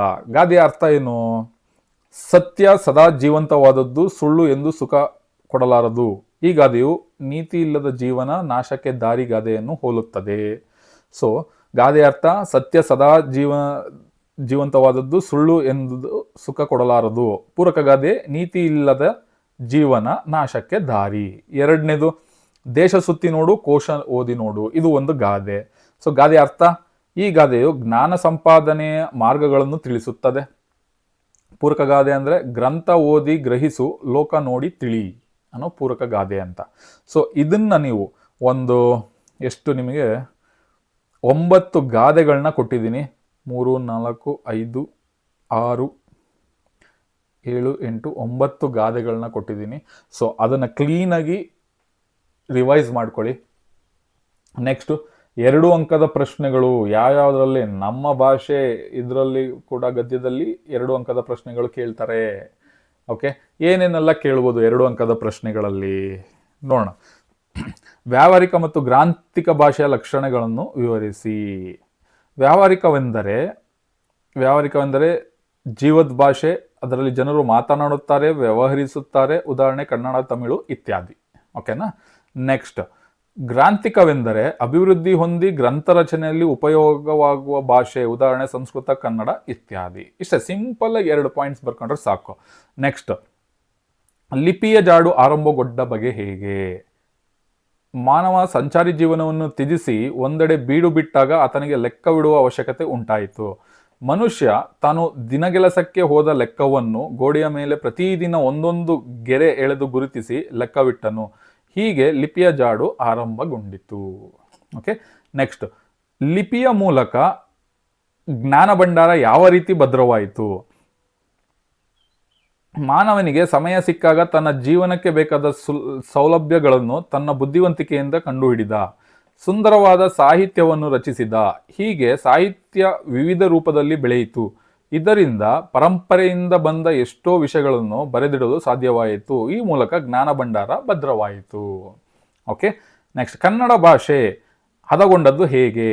ಅನೇಕ ಕವಿಗಳು ಕನ್ನಡ ಭಾಷೆ ಅಭಿವೃದ್ಧಿ ಹೊಂದಬೇಕಾದರೆ ಕನ್ನಡ ಪದಗಳ ಬಳಕೆ ಹೆಚ್ಚಾಗಬೇಕೆಂದು ತಿಳಿಸಿದರು. ಬಸವೇಶ್ವರ, ಅಲ್ಲಮಪ್ರಭು, ಚಾಮರಸ, ಕುಮಾರವ್ಯಾಸ, ಪುರಂದರದಾಸರು, ಕನಕದಾಸರು ತಮ್ಮ ತಮ್ಮ ಅನುಭವವನ್ನು ಸುಲಭ, ಸುಂದರ, ಸಹಜವಾದ ಮಾತುಗಳಿಂದ ತಿಳಿಸಿದರು. ಹೀಗೆ ಕನ್ನಡ ಭಾಷೆ ಹದಗೊಂಡಿತು. ಓಕೆ, ನೆಕ್ಸ್ಟ್, ಆಂಗ್ಲ ಭಾಷೆ ವಿಶ್ವವ್ಯಾಪಿ ಆಗಲು ಕಾರಣವೇನು? ಏನಕ್ಕೆ ವರ್ಲ್ಡ್ ವೈಡ್ ಅಂತೀವಲ್ಲ, ಆ ಥರ ಅದು ಎಲ್ಲ ಕಡೆ ಸ್ಪ್ರೆಡ್ ಆಗೋದಕ್ಕೆ ಕಾರಣ ಏನು? ದೇಶ ವಿದೇಶಗಳ ಭಾಷೆ, ಸಾಹಿತ್ಯ ಹಾಗೂ ಸಂಸ್ಕೃತಿಯನ್ನು ಆಂಗ್ಲ ಪಂಡಿತರು ಮುಕ್ತ ಮನಸ್ಸಿನಿಂದ ಅಭ್ಯಾಸ ಮಾಡ್ತಾ ಇದ್ರು. ಆಂಗ್ಲ ವಿಜ್ಞಾನಿಗಳು, ರಾಜಕಾರಣಿಗಳು, ಓಕೆ, ಅರ್ಥಶಾಸ್ತ್ರಜ್ಞರು, ಮಹಾ ಮೇಧಾವಿಗಳು ಹೀಗೆ ಎಲ್ಲರೂ ತಮ್ಮ ಆಸೆ, ಆಕಾಂಕ್ಷೆಗಳನ್ನು ತಮ್ಮ ಭಾಷೆಯ ಮೂಲಕ ತಿಳಿಸಿದರು. ಇದರ ಪರಿಣಾಮವಾಗಿ ಆಂಗ್ಲ ಭಾಷೆ ಬೇಗ ವಿಶ್ವವ್ಯಾಪಿ ಆಯಿತು. ಓಕೆ, ಇದಿಷ್ಟು 5 ಪ್ರಶ್ನೆ, 2 ಅಂಕದ್ದು ನಮ್ಮ ಭಾಷೆ ಗದ್ಯದಿಂದ ಕೇಳ್ತಾರೆ, ಅಂದರೆ ಅದರಲ್ಲಿ ಯಾವ್ದಾದ್ರು ಒಂದು ಕೇಳ್ತಾರೆ. ಓಕೆನಾ? ನೆಕ್ಸ್ಟ್,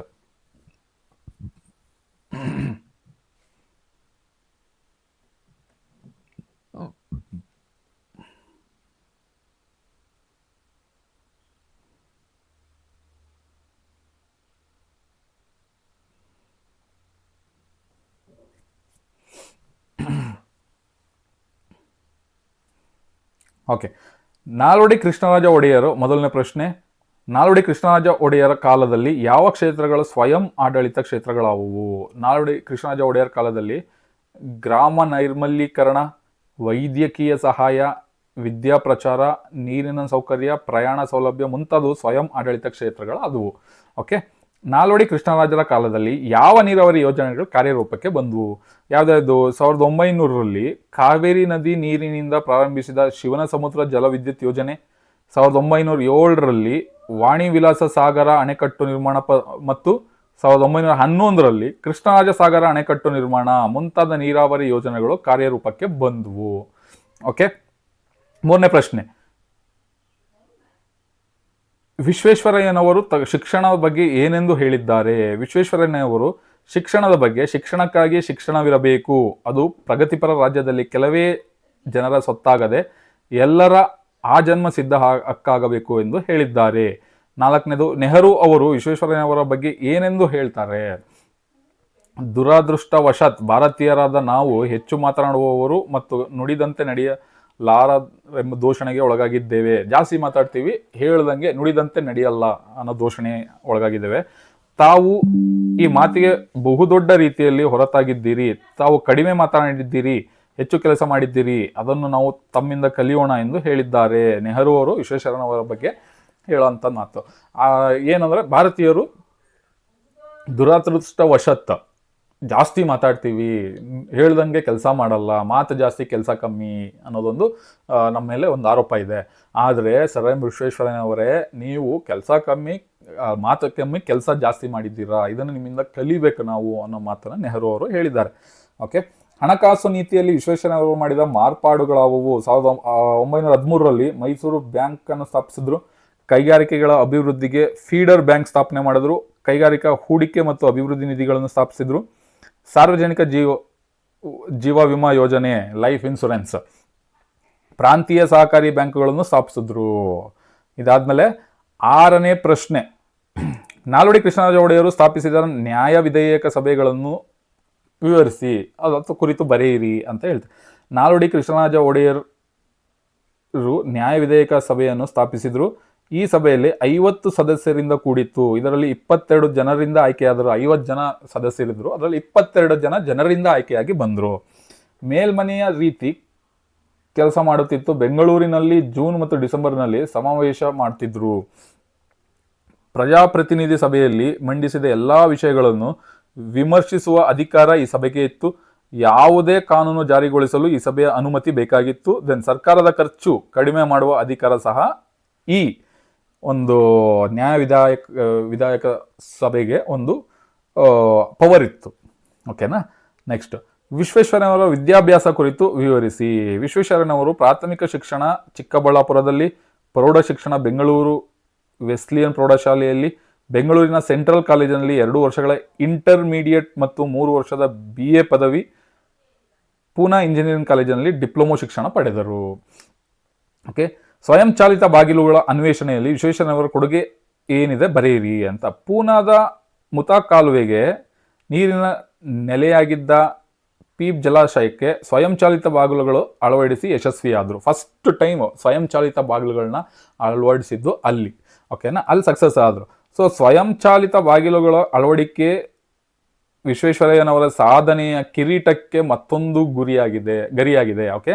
ಇದನ್ನೇ ಮುಂದೆ ಗ್ವಾಲಿಯರ್ ತಿಗ್ರಾ ಜಲಾಶಯಕ್ಕೆ ಮತ್ತು ಮಂಡ್ಯದ KRS ಡ್ಯಾಮಿಗೆ ಅಳವಡಿಸಿದ್ರು. ಓಕೆ. ಫಸ್ಟ್ ಅಳವಡಿಸಿದ್ದಲ್ಲಿ ಪೀಪ್ ಜಲಾಶಯ ಸ್ವಯಂಚಾಲಿತ. ಓಕೆ. ಪೀಪ್ ಜಲಾಶಯ ಎಲ್ಲಿ?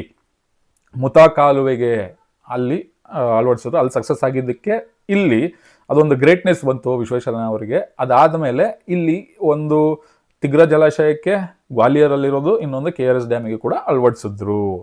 ಓಕೆ. ನೆಕ್ಸ್ಟ್, ನಾಲ್ವಡಿ ಕೃಷ್ಣರಾಜ ಒಡೆಯರ್ ಕಾಲದಲ್ಲಿ ಪ್ರಜಾಪ್ರತಿನಿಧಿ ಸಭೆಯ ನೂತನ ರೂಪ ಪಡೆದ ರೀತಿಯನ್ನು ವಿವರಿಸಿ ಅಂತ ಕೇಳಿದ್ದಾರೆ. ಇದರಲ್ಲಿ ನಾಲ್ವಡಿ ಕೃಷ್ಣರಾಜ ಒಡೆಯರು 1923ರಲ್ಲಿ ಹೊಸ ಕಾನೂನೊಂದನ್ನು ಜಾರಿಗೆ ತಂದು ಪ್ರಜಾಪ್ರತಿನಿಧಿ ಸಭೆಯನ್ನು ಹೊಸ ಸಂಸ್ಥೆಯನ್ನಾಗಿ ಮಾರ್ಪಡಿಸಿದ್ರು. ಓಕೆನಾ. ನೆಕ್ಸ್ಟ್, ಇದು ಪ್ರಜಾತಂತ್ರದ ದೃಷ್ಟಿಯಿಂದ ಭಾರತದಲ್ಲೇ ಮಾದರಿಯಾದ ಸಂಸ್ಥೆಯಾಗಿ ಕಾರ್ಯನಿರ್ವಹಿಸಲು ಆರಂಭಿಸಿತು. ಈ ಸಭೆಯು ವರ್ಷದಲ್ಲಿ 2 ಬಾರಿ ಸಮಾವೇಶಗೊಂಡು ಕಲಾಪ ನಡೆಸುತ್ತಿತ್ತು.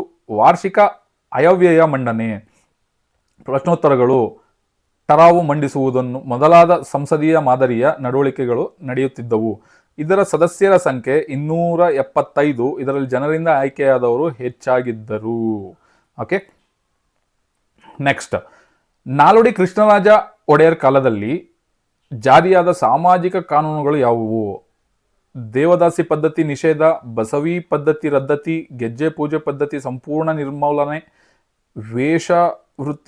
ವೇಶ್ಯೆ ವೃತ್ತಿ ತಡೆಗಟ್ಟುವ ಕಾಯ್ದೆ, ದೆನ್ ವಿಧವಾ ಮರುವಿವಾಹ ಕಾಯ್ದೆ, ಸ್ತ್ರೀಯರಿಗೆ ಕಡ್ಡಾಯ ಶಿಕ್ಷಣ ಜಾರಿ, ಮೊದಲ ಬಾರಿಗೆ ಸ್ತ್ರೀಯರಿಗೆ ಮತದಾನದ ಹಕ್ಕು, ಮೈಸೂರು ಗ್ರಾಮ ನ್ಯಾಯಾಲಯ ಕಾಯ್ದೆ ಮೊದಲಾದ ಸಾಮಾಜಿಕ ಕಾನೂನು ಜಾರಿಗೆ ತಂದರು. ಓಕೆ. ಇದಿಷ್ಟು. ನೆಕ್ಸ್ಟ್, ಸೊ 11ರಲ್ಲಿ 12, 13 ಕ್ವಶನ್ನು, 14, 15 ಟೋಟಲ್ ಈ ಚಾಪ್ಟ್ರಲ್ಲಿ 15 ಕ್ವಶನ್ಸ್ಗಳಿದೆ. ಸೊ ನೋಡ್ಕೊಳ್ಳಿ. ನೆಕ್ಸ್ಟ್, ಲಂಡನ್ ನಗರ ಗದ್ಯದಲ್ಲಿ, ಲಂಡನ್ ನಗರದಲ್ಲಿ, ಸೊ ಟೋಟಲ್ 2 ಮಾರ್ಕ್ ಕ್ವಶನ್ನು 7 ಕ್ವಶನ್ನ ನಾನು ಮೆನ್ಷನ್ ಮಾಡಿದ್ದೀನಿ. 1, 2, 3, 4, 5, 6. ನೆಕ್ಸ್ಟು 7 ಕ್ವಶನ್ನ ನಾನು ಮೆನ್ಷನ್ ಮಾಡಿದ್ದೀನಿ. ರಿವೈಸ್ ಮಾಡ್ಕೊಳ್ಳಿ. ದೆನ್ ಅಗ್ನಿಭೂತಿ ವಾಯುಭೂತಿ ಕತೆ ಗದ್ಯ, ಇದರಲ್ಲಿ ಕೂಡ 2 ಮಾರ್ಕ್ಸ್ 3 ಮಾರ್ಕ್ಸ್ ಕ್ವಶನ್ಸು 4 ಇದೆ. ರಾಜ್ಯಸಭೆಯಲ್ಲಿ ಅಗ್ನಿಭೂತಿ ವಾಯುಭೂತಿಯನ್ನು ಮೂರ್ಖರೆಂದು ತೀರ್ಮಾನಿಸಿದ್ದು ಏಕೆ? ಮಂತ್ರಿ ಸೋಮಶರ್ಮನ ಮರಣದ ಕೆಲವು ದಿನಗಳ ನಂತರ ಆತನ ಮಕ್ಕಳಾದ ಅಗ್ನಿಭೂತಿ ಮತ್ತು ವಾಯುಭೂತಿಯರನ್ನು ರಾಜರು ಅರಮನೆಗೆ ಬರಮಾಡಿಕೊಂಡ್ರು. ನೀವು ಯಾವ್ಯಾವ ವಿದ್ಯೆಯನ್ನು ಬಲ್ಲಿರಿ ಎಂದು ಇಬ್ಬರನ್ನು ಕೇಳಿದಾಗ ಅವರು ತಲೆಯನ್ನು ತಗ್ಗಿಸಿ ಮರು ಮಾತನಾಡದೆ ಕಣ್ಣೀರಿಡುತ್ತಾ ತಬ್ಬಿಕೊಂಡು ನೆಲದಲ್ಲಿ ಬರೆಯುತ್ತಿರಲು ರಾಜ್ಯಸಭೆಯಲ್ಲಿದ್ದ ಎಲ್ಲರೂ ಯಾವ ವಿದ್ಯೆಯನ್ನು ತಿಳಿಯದ ಇವರು ಮೂರ್ಖರೆಂದು ತೀರ್ಮಾನಿಸಿದರು. ಓಕೆನಾ. ನೆಕ್ಸ್ಟ್, ಅಗ್ನಿಭೂತಿ ವಾಯುಭೂತಿಯರು ಸೂರ್ಯಮಿತ್ರನಿಂದ ಕಲಿತ ವಿದ್ಯೆಗಳಾವುವು? 4 ವೇದಗಳನ್ನ ಕಲ್ತರು, 6 ಅಂಗಗಳು, 18 ಧರ್ಮಶಾಸ್ತ್ರಗಳನ್ನ ಕಲ್ತರು, ಮೀಮಾಂಸಾ, ನ್ಯಾಯಶಾಸ್ತ್ರ, ವ್ಯಾಕರಣ, ಪ್ರಮಾಣ, ಛಂದಸ್ಸು, ಅಲಂಕಾರವನ್ನು ಕಲ್ತರು, ನಿಘಂಟು, ಕಾವ್ಯ, ನಾಟಕ, ಸಾಮುದ್ರಿಕ, ಶಾಲಿಹೋತ್ರ, ಪಾಳಕಾವ್ಯ, ಜ್ಯೋತಿಷ್ಯ, ಮಂತ್ರವಿದ್ಯೆ ಮುಂತಾದ ಶಾಸ್ತ್ರಗಳನ್ನು ಕಲಿತರು. ಓಕೆನಾ.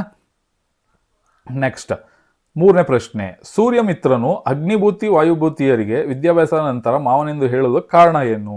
ಸೂರ್ಯಮಿತ್ರನು ಅಗ್ನಿಭೂತಿ ವಾಯುಭೂತಿಯರಿಗೆ ಸಲುಗೆ ಕೊಟ್ಟರೆ ಇವರು ಹಿಂದಿನಂತೆ ದರ್ಪದಿಂದ ಕೆಡುವರು ಎಂದು ಮನದಲ್ಲಿ ಯೋಚಿಸಿ ಸೋದರ ಮಾವನೆಂದು ಹೇಳಿರಲಿಲ್ಲ.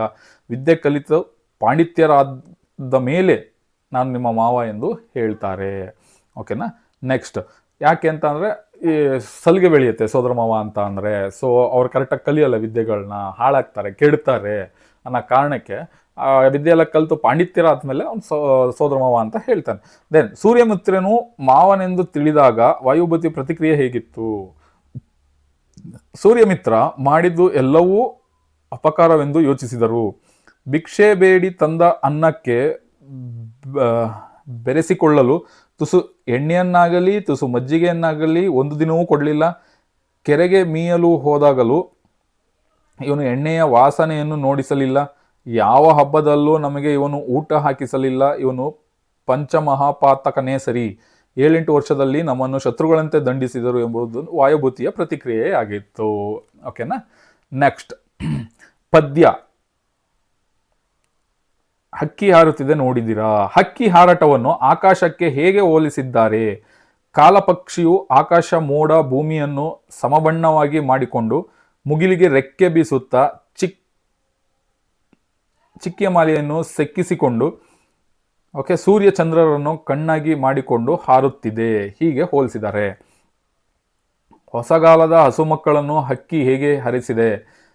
ಕಾಲಪಕ್ಷಿಯು ಯುಗಯುಗದ ಕೆಟ್ಟದ್ದನ್ನು ಅಳಿಸಿ ಪರಿವರ್ತನೆಗೆ ಅವಕಾಶ ನೀಡಿದೆ. ತನ್ನ ರೆಕ್ಕೆಯನ್ನು ಬೀಸುತ್ತಾ ಎಲ್ಲರಲ್ಲೂ ಶಕ್ತಿ ತುಂಬಿ ಮುಂದಿನ ಮಕ್ಕಳಿಗೆ ಶುಭ ಹಾರೈಸಿದೆ. ಹಕ್ಕಿ. ನೆಕ್ಸ್ಟ್ 3ನೇ ಪ್ರಶ್ನೆ. ಹಕ್ಕಿಯು ಯಾವ ಮೇರೆ ಮೀರಿ ನೀರನ್ನು ಹೀರಿದೆ?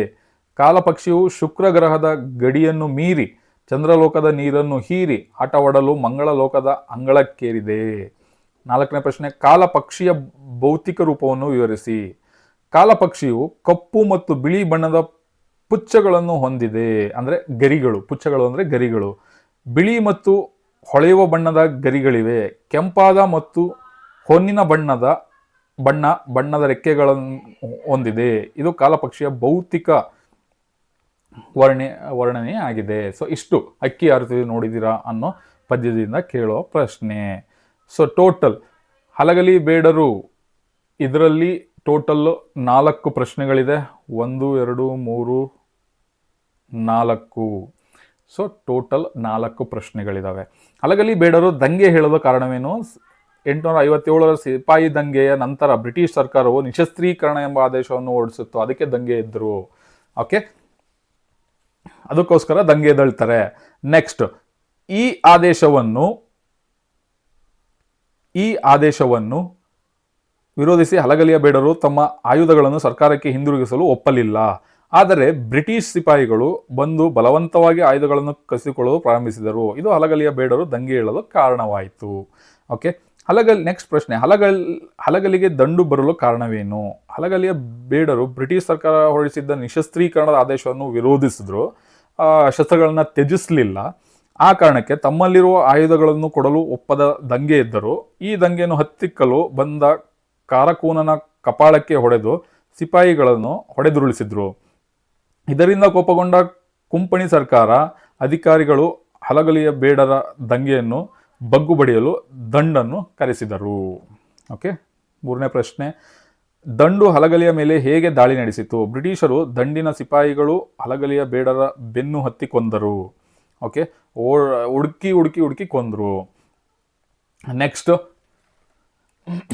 ಹುಡುಕಿ ಕೊಳ್ತಾರೆ. ಅದಾದ ಮೇಲೆ ಎದುರಿಗೆ ಸಿಕ್ಕವರನ್ನೆಲ್ಲ ಕರುಣೆ ಇಲ್ಲದೆ ನಡುವೆ ಹಾಕಿಕೊಂಡು ಗುಂಡು ಹೊಡೆದು ಸಾಯಿಸಿದ್ರು. ಬ್ರಿಟಿಷ್ ಸಿಪಾಯಿಗಳ ಗುಂಡಿಗೆ ಹೆದರಿ ಹಲಗಲಿಯ ಬೇಡರು ಗುಡ್ಡದ ಕಡೆಗೆ ಓಡಿ ತಲೆಮರೆಸಿಕೊಂಡರು. ಸಿಕ್ಕದ್ದನ್ನೆಲ್ಲ ತೆಗೆದುಕೊಂಡು ಊರಿಗೆ ಕೊಳ್ಳಿ ಇಟ್ಟು ಗುರುತು ಉಳಿಯದಂತೆ ಸುಟ್ಟು ಬೂದಿ ಮಾಡಿದ್ರು. ಓಕೆ, ನೆಕ್ಸ್ಟ್ ಪ್ರಶ್ನೆ.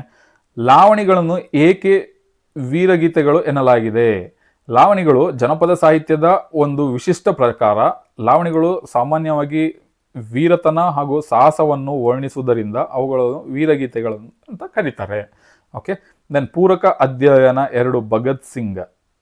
ಇದರಲ್ಲೂ ಕೂಡ 5 ಪ್ರಶ್ನೆ ಇದೆ. 1 2 3 4 5. ಇದನ್ನ ನೋಡ್ಕೊಳ್ಳಿ, ರಿವೈಸ್ ಮಾಡ್ಕೊಳ್ಳಿ. ಪೂರಕ ಅಧ್ಯಯನ 3 ಉದಾತ್ತ ಚಿಂತನೆಗಳು. ಇದರಲ್ಲೂ ಕೂಡ ಕ್ವೆಶನ್ಸ್ ಕೇಳ್ತಾರೆ.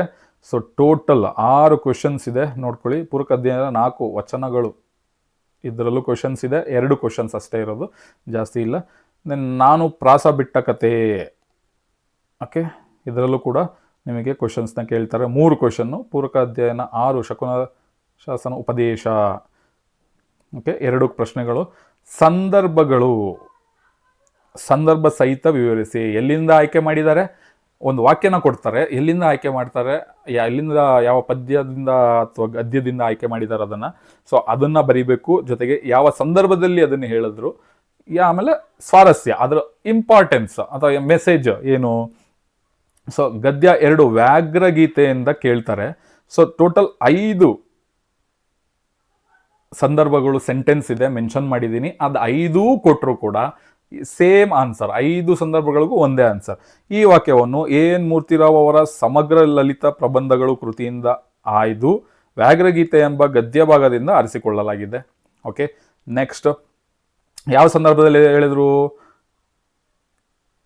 ಹಿಂಸ್ರ ಪಶುಗಳು ಸಹ ಬದುಕುವುದಕ್ಕೆ ಒಂದು ಆದರ್ಶವನ್ನು ಪಾಲಿಸುವಾಗ ಪುಣ್ಯಭೂಮಿ ಭಾರತದಲ್ಲಿರುವ ಮನುಷ್ಯರು ಹಿರಿಯರ ಆದರ್ಶವನ್ನು ಪಾಲಿಸಿದರಾದರೆ ಎಂಬುದನ್ನು ವಿಡಂಬಿಸುವ ಸಂದರ್ಭವೇ ಆಗಿದೆ. ಓಕೆ, ಸ್ವಾರಸ್ಯ ಏನು, ಹುಲಿಯ ಧರ್ಮಶ್ರದ್ಧೆ ಹಾಗೂ ಶಾನುಭೋಗರು ಸಾವಿನ ಸಂಕಟದಿಂದ ಪಾರಾಗುವ ರೀತಿ ಇಲ್ಲಿನ ಸ್ವಾರಸ್ಯವಾಗಿದೆ. ಇಷ್ಟೇ, ಎಲ್ಲ 5 ಈ 5 ಪ್ರಶ್ನೆ ಸ್ಟೇಟ್ಮೆಂಟಿಗೆ ಸೇಮ್ ಆನ್ಸರ್. ಓಕೆನಾ. ನೆಕ್ಸ್ಟ್ ಭಾಗ್ಯಶಿಲ್ಪಿಗಳು. ಈ ಭಾಗ್ಯಶಿಲ್ಪಿಗಳಲ್ಲೂ ನಾನು 4 ಸ್ಟೇಟ್ಮೆಂಟ್ನ ಮೆನ್ಷನ್ ಮಾಡಿದ್ದೀನಿ.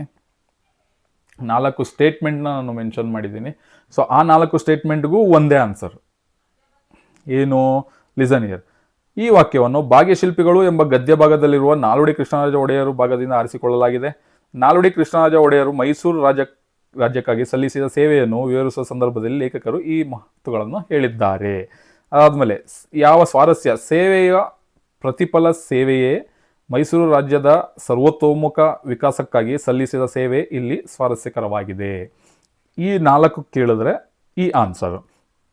ಇನ್ನು 3 ಇದೆ. ಸೊ ಶಿಕ್ಷಣಕ್ಕಾಗಿ ಶಿಕ್ಷಣವಿರಬೇಕು, ಕೈಗಾರಿಕೀಕರಣ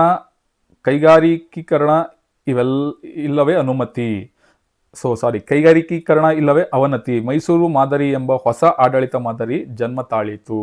ಸೊ ಇಷ್ಟು 3 ಸ್ಟೇಟ್ಮೆಂಟ್ ಕೇಳಿದ್ರೆ, ಸೊ ಈ ವಾಕ್ಯವನ್ನು ಎಸ್ ಜಯಪ್ಪಗೌಡ ಅವರು ರಚಿಸಿರುವ ದಿವಾನ್ ಸರ್ ಎಂ ವಿಶ್ವೇಶ್ವರಯ್ಯ ಅವರ ಕಾರ್ಯ ಸಾಧನೆಗಳು ಕೃತಿಯಿಂದ ಆಯ್ಕೆ ಮಾಡಿ ಭಾಗ್ಯಶಿಲ್ಪಿಗಳು ಗದ್ಯದಿಂದ ಆರಿಸಲಾಗಿದೆ.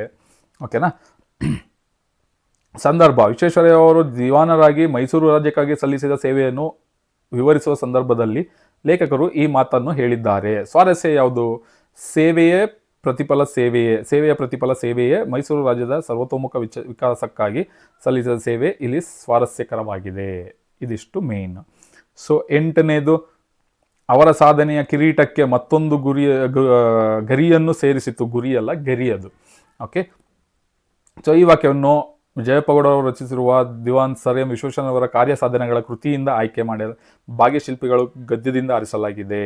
ಇದು ಯಾವ ಸಂದರ್ಭದಲ್ಲಿ ಹೇಳಿದ್ದಾರೆ, ವಿಶ್ವೇಶ್ವರಯ್ಯನವರು ಜಲಾಶಯಗಳಿಗೆ ಸ್ವಯಂಚಾಲಿತ ಬಾಗಿಲುಗಳನ್ನು ಅಳವಡಿಸಿದ್ದನ್ನು ವಿವರಿಸುವಾಗ ಈ ಮಾತು ಬಂದಿದೆ. ಓಕೆ, ವಿಶ್ವೇಶ್ವರಯ್ಯನವರ ಬುದ್ಧಿವಂತಿಕೆಯನ್ನು ಸ್ವಾರಸ್ಯಕರವಾಗಿ ಹೇಳಲಾಗಿದೆ ಇದರಲ್ಲಿ. ಅರ್ಥ ಆಯ್ತಾ. ನೆಕ್ಸ್ಟ್, ತಾವು ಕಡಿಮೆ ಮಾತನಾಡಿದ್ದೀರಿ ಮತ್ತು ಹೆಚ್ಚು ಕೆಲಸ ಮಾಡಿದ್ದೀರಿ, ಇದು ನೆಹರು ಅವರು ವಿಶ್ವೇಶ್ವರಯ್ಯನವರಿಗೆ ಹೇಳ್ತಾರೆ. ಓಕೆನಾ. ದೆನ್ ಗದ್ಯದಲ್ಲಿ ಎದೆಗೆ ಬಿದ್ದ ಅಕ್ಷರದಲ್ಲಿ 3 ಸ್ಟೇಟ್ಮೆಂಟ್ ಕೊಟ್ಟಿದ್ದೀನಿ. ಈ 3 ಸ್ಟೇಟ್ಮೆಂಟ್ ಕೊಟ್ಟರು ಒಂದೇ ಆನ್ಸರ್. ಓಕೆನಾ, ಒಂದೇ ಆನ್ಸರ್. ಈ ವಾಕ್ಯವನ್ನು ದೇವನೂರು ಮಹಾದೇವ ಅವರು ರಚಿಸಿರುವ ಎದೆಗೆ ಬಿದ್ದ ಅಕ್ಷರ ಕೃತಿಯಿಂದ ಆಯ್ದು ಎದೆಗೆ ಬಿದ್ದ ಅಕ್ಷರ ಗದ್ಯದಿಂದ ಆರಿಸಲಾಗಿದೆ. ಸೊ ಸಂದರ್ಭ ಏನು, ಗ್ರಾಮ ದೇವತೆ ಮಂಚಮ್ಮನಿಗೆ ಜನರು ಗುಡಿ ಕಟ್ಟುತ್ತಿದ್ದ ಸಂದರ್ಭದಲ್ಲಿ ಒಬ್ಬನ ಮೈ ಮೇಲೆ ಬಂದು ಈ ಮಾತನ್ನು ಹೇಳುತ್ತಾಳೆ. ತನ್ನ ಭಕ್ತರಿಗೆ ಸ್ವಾರಸ್ಯಕರ ಏನಿದೆ ಇದರಲ್ಲಿ, ತನ್ನ ಭಕ್ತರಿಗೆ ಮನೆ ಇಲ್ಲದ ಮೇಲೆ ನನಗೂ ಮನೆ ಬೇಡ ಎಂಬ ಮಂಚಮ್ಮ ದೇವತೆಯ ಮಾತು ಸಮಾನತೆಯ ಸಂಕೇತವಾಗಿದೆ. ಓಕೆ, ಇದಿಷ್ಟು. ಇನ್ನು ಈ 4 ಸ್ಟೇಟ್ಮೆಂಟ್ಗಳಿಗೆ ಈ ಆನ್ಸರ್ ಸೇಮ್. ಗದ್ಯವಾಗ ಯುದ್ಧದಿಂದ ಈ 2 ಸ್ಟೇಟ್ಮೆಂಟಿಗೆ ಈ ಆನ್ಸರು, ದೆನ್ ಈ 4 ಸ್ಟೇಟ್ಮೆಂಟಿಗೆ ಈ ಆನ್ಸರು. ನೆನ್ಪಿಟ್ಕೊಳ್ಳಿ, ನೋಟ್ಸ್ ತುಂಬ ಸಿಂಪಲ್ಲಾಗಿ ಕೊಟ್ಟಿದ್ದೀನಿ. ಸೊ ಇದು 5 ಸ್ಟೇಟ್ಮೆಂಟಿಗೆ ಈ ಆನ್ಸರು. ಓಕೆ, ಸೇಮ್ ಬರುತ್ತೆ. ದೆನ್ 12ಕ್ಕೆ ಈ ಸ್ಟೇಟ್ಮೆಂಟು. ಪದ್ಯ, ಹಕ್ಕಿ ಹಾರುತ್ತಿದೆ ನೋಡಿದ್ದೀರಾ, ಇದರಿಂದ 8 ಸ್ಟೇಟ್ಮೆಂಟ್ ಇದೆ, ಸೇಮ್ ಆನ್ಸರ್. ಓಕೆ, ಮಿಸ್ ಮಾಡ್ಕೋಬೇಡಿ. ಚಲಮನೆ ಮೆರೆವಮ್ಮ. ಸೊ 6 ಸ್ಟೇಟ್ಮೆಂಟ್ ಇದೆ, 6 ಸ್ಟೇಟ್ಮೆಂಟ್ ಇದೆ, ಸೇಮ್ ಆನ್ಸರ್ ಇದು. ಓಕೆ, ದೆನ್ ಹಸುರು. Okay, same. ಸೊ ಏನೇ ಬರೆದ್ರು ಸೇಮ್ ಇರುತ್ತೆ, ಅದನ್ನು ನೋಡ್ಕೊಳ್ಳಿ.